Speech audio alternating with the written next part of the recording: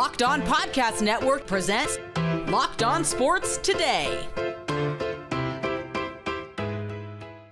Who will the New York Giants select with the third overall pick? Also, Luka Doncic went off in his return to Dallas, and the Chicago Bears are set up for success under Ben Johnson.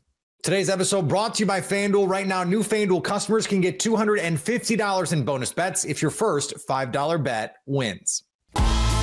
I'm Peter Bukowski, starting your day with the can't-miss stories and biggest debates in sports. You're Locked On Sports Today. Searching all major sports. Found. Let's start with the biggest story. For much of the NFL draft season, it looked like the New York Giants at number 3 were going to have their pick of the two blue chip prospects, non-quarterback edition at the top of this draft. That is now looking less and less likely. Patricia Traina from Locked On Giants joins me now. And Patricia, the good news is the Giants have at least a right now quarterback plan with Russell Wilson and Jameis Winston. We talked about that when it happened. But now it looks like Travis Hunter could be the second overall pick, which would leave the Giants a choice between Abdul Carter, the top defensive prospect in the class, and Shedeur Sanders. What decision do you expect New York to make? Well, it all depends really on Abdul Carter's medicals. If his medicals check out, he will be the pick. I don't think the Giants will go with Shedeur Sanders, not at 3 at any rate. If Carter's medicals don't check out, maybe they go Mason Graham. But I think it's going to come down to a defensive player. And like you said, if Travis Hunter is off the board, it'll be either Carter if his medicals check, or I think Mason Graham. So let's say the Giants did have their pick of Travis Hunter or Abdul Carter. Who would make more sense for the Giants? Let's say they got that opportunity. I think Travis Hunter would make a much more sense. He's a guy who can help you on two sides of the ball. Just so happens to be two sides that the Giants need help in. Now, you know, people will say, well, wait a minute. They signed Paulson Adebo to play cornerback, and they brought back Darius Slayton. So where would he fit in? Trust me, there are packages and different alignments that they can do on defense where I think he would play mostly if he were to come to the Giants. And then they can maybe throw a few, snaps here and there on the offensive side, especially on the deep ball, to help take some of the double teams away from Malik Neighbors.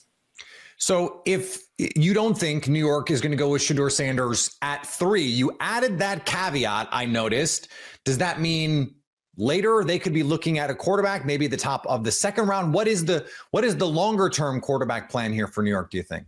I think they're going to take a prospect. Now, will it be on day 2? You would think that would make the most sense, but you can also make an argument for them trading back into the bottom of the first round, because if you do that, now you get the option year. So if the plan is to have the kids sit for this year, which I believe is the plan, that if you take them on day 2, that means you're only going to have them really for 3 years to give them an opportunity to play. You put them in the first round, you get that option year. Now you've got the extra year. So I think that's what makes the most sense for them.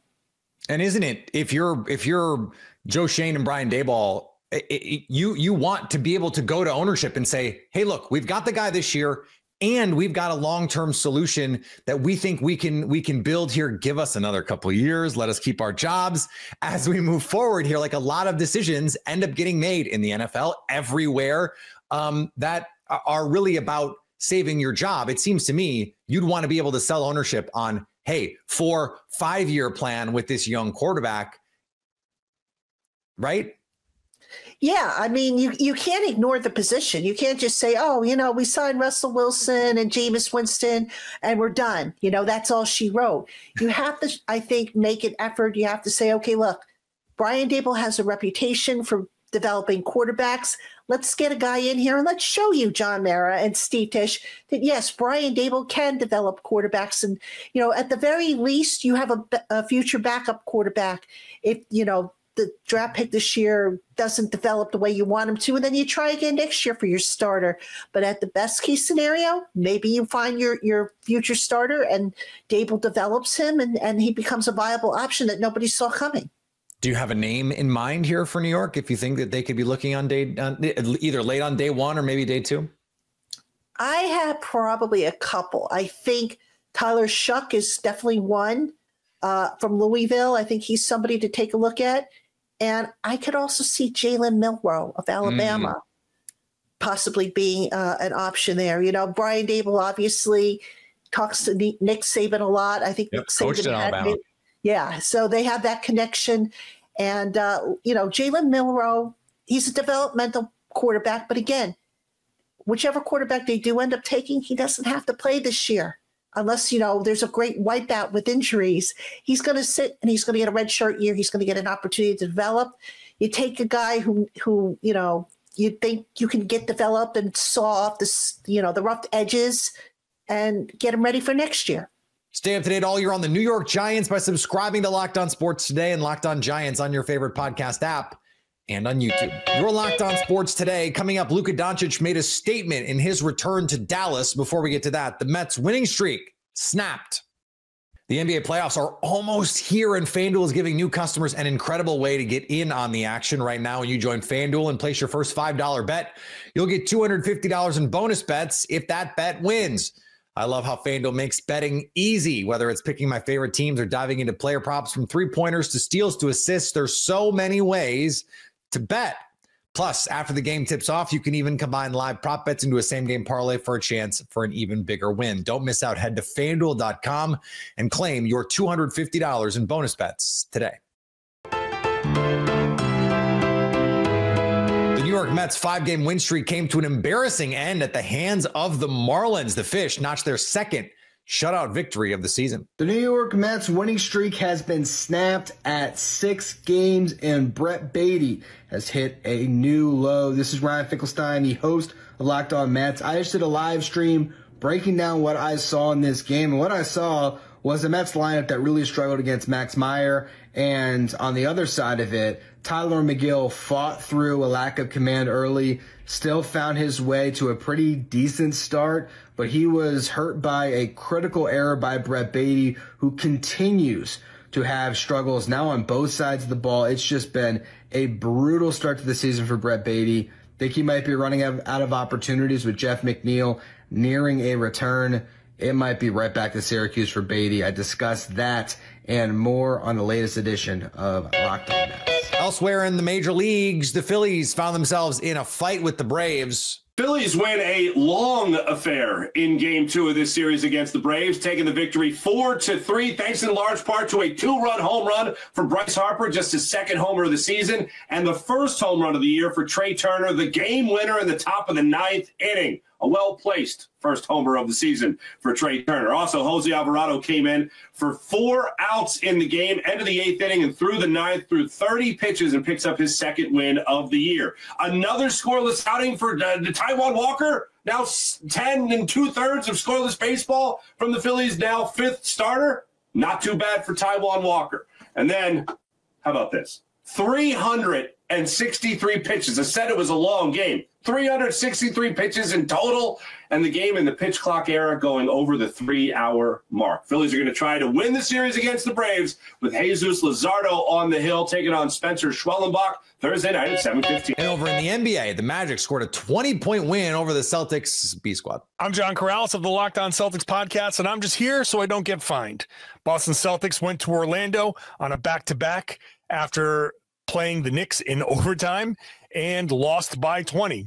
They didn't play any of their regular starters. They didn't play Al Horford, so their top 6 guys were out, leaving the rest of the Celtics to go up against the regular Orlando players, obviously minus a couple of guys that have been out for the season for injuries. And Orlando, looking to clinch the 7th seed, did in very convincing fashion. Celtics, as Joe Mazzulla said afterwards, ran out of gas. In fact, Joe Mazzulla's post-game comments were the best part of this game. Luka Doncic had topped 35 points just once since December. That is until he faced his former team last night. Locked On Mavericks host Nick Angstead breaks down Doncic's 45-point performance in his return to Dallas that featured tears and plenty of cheers. From the very beginning of the game, they played the video tribute. Before everything really started, Luka was on the bench. Like before in the starting lineups, they didn't really announce his name, and then they played the video tribute, and then Luka was on the bench. Tears in his eyes, emotional, and it just really brought back to me this idea that all of this was avoidable. That all of this was avoidable, that it didn't have to happen. going back to what Nico Harrison said, the easiest thing for me to do was nothing. Well, nothing would have been way better than all of this. Absolutely. Because you saw the emotion that Luka has. We've talked all this whole time since the trade about the emotions that Mavericks fans have had, the emotions that fans have had. We did the live show the other day where we brought some of you up to talk about your emotions about the trade, about your fandom, about being a Mavericks fan. And now we got to see Luka's emotions. We didn't really see them a ton when the Mavericks played the Lakers in LA, that first meeting between the two. We didn't see it a ton there. There's a little. There's some anger. There was some joy to see his friends again and all that stuff. The Luka Kyrie comments back and forth were great. But in this game, returning here, and especially in that moment to start this game, you saw the emotion from Luka Doncic. What it meant for him to be a Dallas Maverick, what it meant for him to play in front of this crowd, to be, to win a championship for this crowd. He kept saying over and over again, I want to win a championship, want to win a championship. That was what his one goal was, and he didn't get there. He got to the finals, but he never got to his goal. And then everything got ripped away from him in a way that was not his decision. When the Mavericks over and over again said, you have the keys to the franchise, you're the franchise guy, we're going to plaster your name and your face all over this city and all over this building and everything. And we got to see the emotions from him for the first time. And I think that really highlighted to me just how avoidable all of this could have been, which made me sad and furious at the same time. Yeah, I mean, I didn't know what I was expecting really from Luka. The moment, I'm not sure why I didn't, but the moment the camera panned to him, and he was like really holding back tears. Like the lip was trembling. He was, going through the ringer of emotions, obviously. Once that went, I was like, oh man, this is just brutal. Like, obviously he didn't want to be traded. That's been reported, but it really felt that in there, like this was just, like you said, so avoidable as just the thing that happened. And the game against the Lakers in LA, that's a different thing. It was pretty recent, like pretty quick after the trade. And I don't think people had sat with their emotions long enough. And it was in LA. AD wasn't playing. Like there was, you saw he stared daggers at Kid. It did feel like that was more of an anger felt game. This one was just different, where it just felt like, he missed his guys. He missed being here. He missed the fans. The fans were awesome. You were there, so you know better than I did, but they sounded great on the TV. And the fans? Yeah. Yeah. And I thought the video was beautiful. I thought the team as a whole did a good job tonight. I know that they got some stuff earlier in the day. Saw people mad about the shirts. Like, what's wrong with them giving out the shirts? I saw no problem in that. I thought they handled things pretty well. I was worried about the tribute video. I have to be honest with you, because I thought there might have been a directive from the higher-ups to be like, hey, just do a normal, like, we'll combine Maxey and Markieff and Luka into a tribute video. Like, we don't want to do a whole big thing. So I was happy they did it the way they did it, and it allowed the fans to really show their appreciation. And usually tribute videos are like in the first timeout, right? The first media timeout, and so they show them then. This one, right after the first starting lineup, before the Mavericks starting lineups even. It was a very bizarre experience actually, because they said the first four names of the Lakers, then they stop, then the lights all go down, and then the video tribute for Luka starts, and they play it all, and it was, what, two and a half minutes, which is a pretty long tribute video. There's a lot of stuff in there, and it just brought back how much of a killer Luka is. All the shots, all the game winners that he's made. That brought back a lot of, obviously, memories, and brought back a lot of just remembering how good Luka is and thinking, man, somebody traded this guy.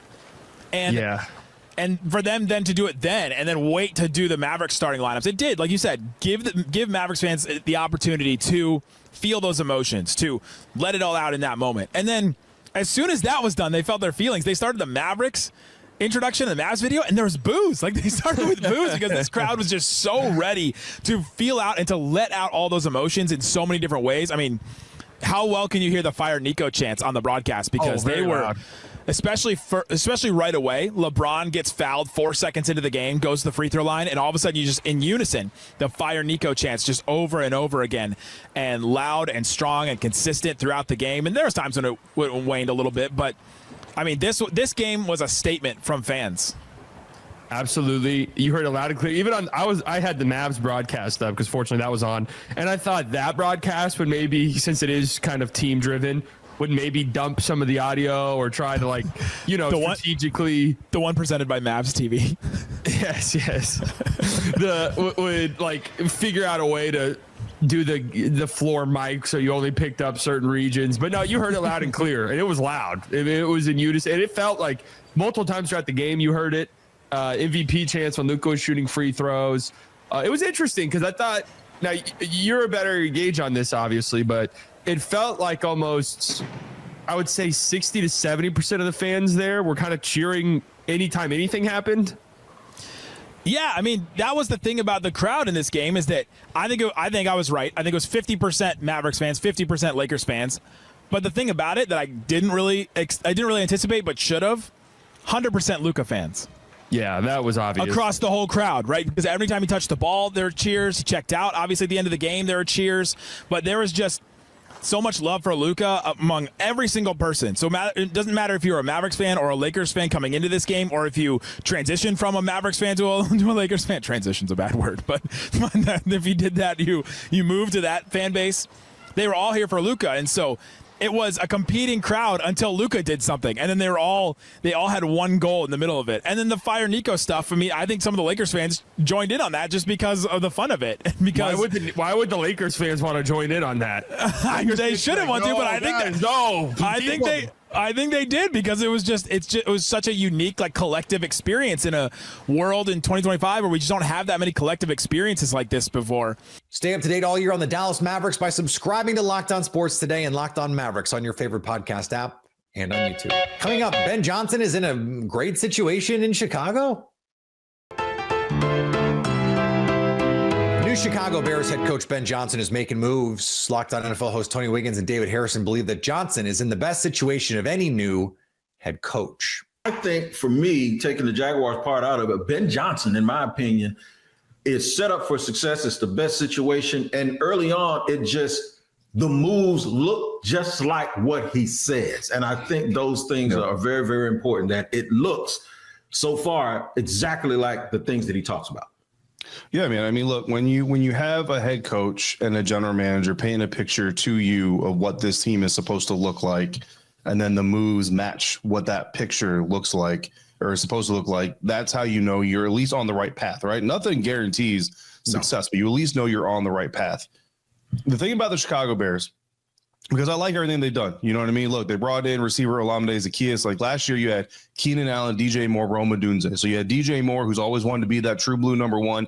Keenan Allen, who was that franchise face for a long time. Rome Odunze, the first-round draft pick, who's trying to establish his mark. Like, you got three dudes basically all trying to be the man. You can't have three the men. You know what I'm saying? Well, now you got DJ Moore and Rome Odunze, who can probably survive as a 1 and 1A, and you've got Olamide Zaccheaus, who knows how to be a veteran, knows how to be a pro, knows how to be a role player, is not going to try to bite the spotlight from DJ Moore or any of those other guys, but is going to have games, if you're a Bears fan, where he's going to show up and you're like, man, this OZ dude is good. You know what I mean? So you like that. You like the overhaul on the offensive line. You got to see how they gel and come together as a five-man unit, but at least on paper, you like the effort they did in front of Caleb Williams. Where have I heard this before? Oh, that's right.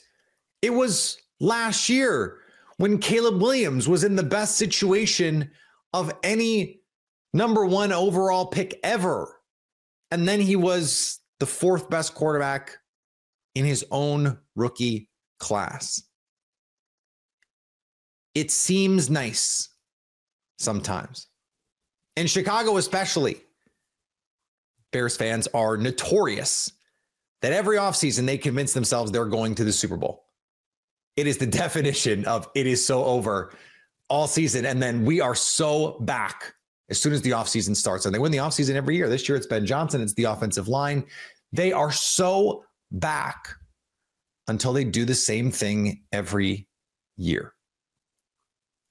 Yes, this is a good situation for Ben Johnson. He wanted this situation, but that doesn't mean it's going to work. And I hate to bring up the Packers in a Bears conversation. Bears fans will point out that I love to do that. Back when the Packers hired Matt LaFleur before the 2019 season, that was a decision that was, by all accounts, one of the least inspiring coaching hires of that cycle. Do you remember who the Browns hired in that cycle? Freddie Kitchens, Cliff Kingsbury. The only two coaches from that cycle who are still employed: Matt LaFleur, Zach Taylor, by the teams that hired them. We are really bad at guessing who's going to be a good head coach and what situations are going to be good, what situations are going to work out. This team Like, they barely won games last year. You don't go from a 5 or 6 win team to saying this is the best situation. Like, it's just not. And if it is, it's the best of a bunch of bad situations, which it is. Doesn't mean he's going to have success. I guess we'll see. And finally, Cody Bellinger is officially breaking up with chicken wings. The Yankees outfielder said he's sworn them off for 5 years after a bad room service order in Detroit left him battling food poisoning. Bellinger said the wings were plain, no sauce, no spice, just, betrayal. He missed Tuesday's game against the Tigers, but was back in the lineup Wednesday, declaring himself healthy, just wingless. They were good going out. They were good. They were good going in, he said. Not so much coming out. I stepped on his joke. I knew where he was going. If you're catching this episode after hearing your favorite Locked On show, make sure to subscribe to Locked On Sports Today on YouTube or wherever you get your podcasts so you never miss an episode. Also, if you're a new subscriber to Locked On Sports Today, we're here for you with the biggest stories in sports every day. Coming up, can the Grizzlies get out of the play-in with a huge matchup versus Minnesota looming? So at least until tomorrow, stay locked on sports today. Locked On Podcast Network presents Locked On Sports Today. For more episodes of Locked On Sports Today, go to our video on demand. Click on sports at the top of your screen. There, you'll find past episodes of Locked On Sports Today, plus other Locked On shows on demand.